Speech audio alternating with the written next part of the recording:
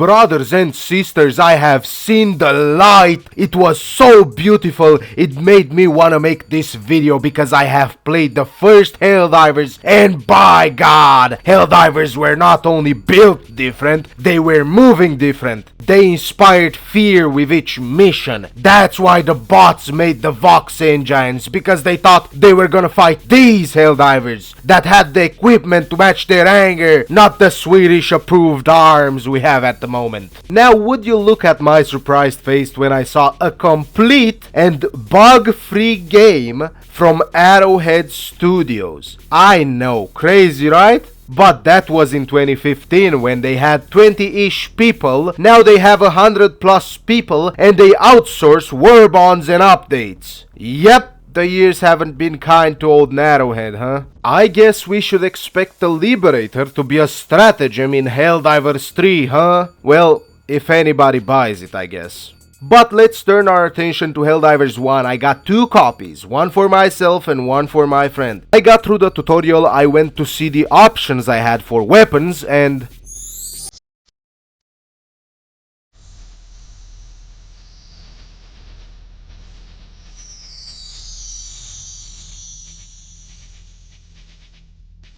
that right there is the thing that got me to fall in love with this game, you see that? It's weird to be happy about an Arrowhead game again, but here I am. And it's not like it was all sunshine and rainbows. Of course, the dogs and all that posed a challenge, but it's not like Helldivers 2's challenge, where my character stops shooting when it gets hits and then it gets staggered to death and then gets thrown around. Well, I get my bacons bitten by the dogs and I get put down, but still there's something special about the game that gives you the tools that you need while still being challenging. My friend and I tried a bunch of different weapons and we both had the same reaction to all of them.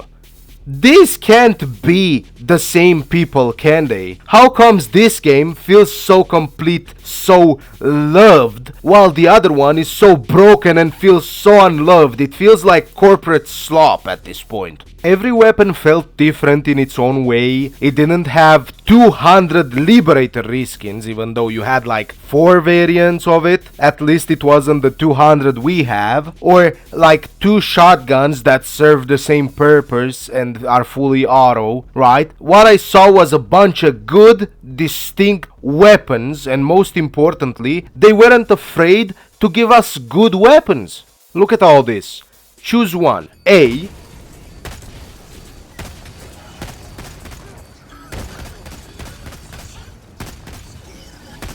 B. Another set. Choose again. A.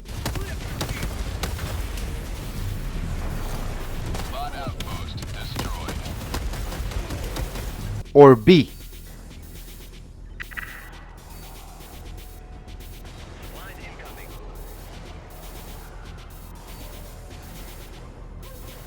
Last set. You ready? Choose again. A.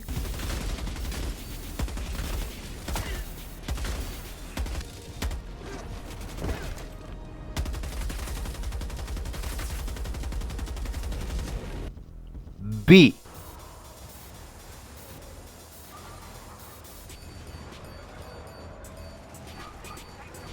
We all know you like the idea of B better. And guess what? This game has something y'all wanted for a long time. Stuff to do. Look at all these weapon upgrades.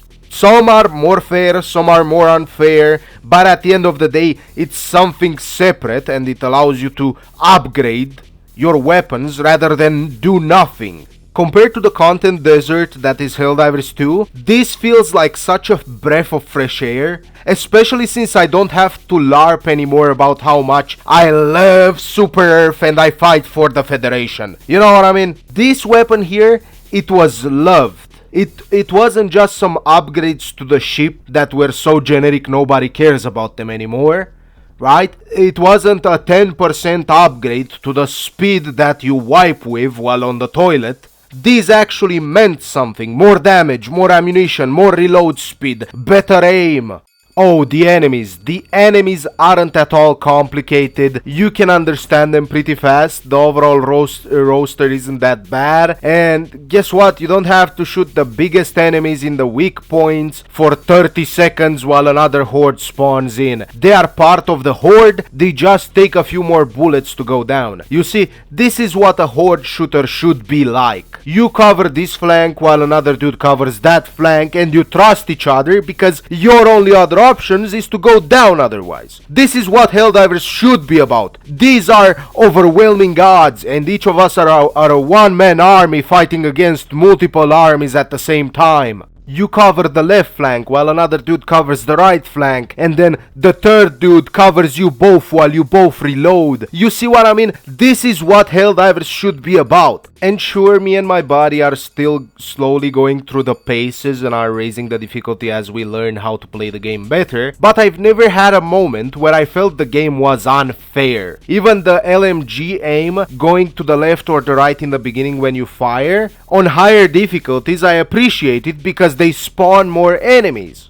Going to another side of the game is the vehicles. Oh god, the vehicles. The mechs feel more sluggish than the ones we have, but also they feel more resilient and more powerful. They aren't tissue covered mechs like we have. They are walking tanks. In all reality, all of the vehicles feel very good. Even though I wasn't gonna say this, I can't believe I'm saying this, but my favorite one is the bike. Because me and my buddy could finish the mission and reach the extract quickly. So we can go for another one. Wait! I can't believe it! An Arrowhead game that is... It's respecting my time? Just realize there's no pebbles on the ground that are gonna make us fall over, no stupid terrain changes that are gonna make us go around the whole map. No! Wow! An Arrowhead game that respects my time. That goes on my bingo card, I guess. But now, if you don't mind, lads, I would like to give you a sound warning. Nah! How do you regress? How do you manage to somehow become the evolving but backwards meme, huh? Your studio went from 20 people to 100 plus people, so how do you manage to make a game worse, huh? How do you do that? You already had the template for it all. If we had all this in Helldivers 2, we would have been fed for a whole year. I have a question for you, Mr. Pilestead. Was it worth it selling the manifestation of your soul to Giorgiani and his crooks? You made millions, but you will always be known as the guy that could have been a legend. You could have been known as the greatest game developer of all time, but you chose to surround yourself with people that would rather inflate their own ego and each other's with no merits. Is this all you want to be known for? A game that after 2 years still requires you to use Task Manager to close it? Oh, but the engine... Nah! These are the choices you guys made to save time at the expense of a quality product, at the expense of our enjoyment. I guess it's easy to make a choice at someone else's expense, especially since you don't have to pay for it. This is where I would end the video, but what's a special without my thanks to all of you for such an amazing community. Here's 2 pieces of fan art that I saw made of me. I love them a lot. That's me and Florenzio right there. Sure, his name is Thick Filler, but I'm gonna call him Florenzio if you don't mind.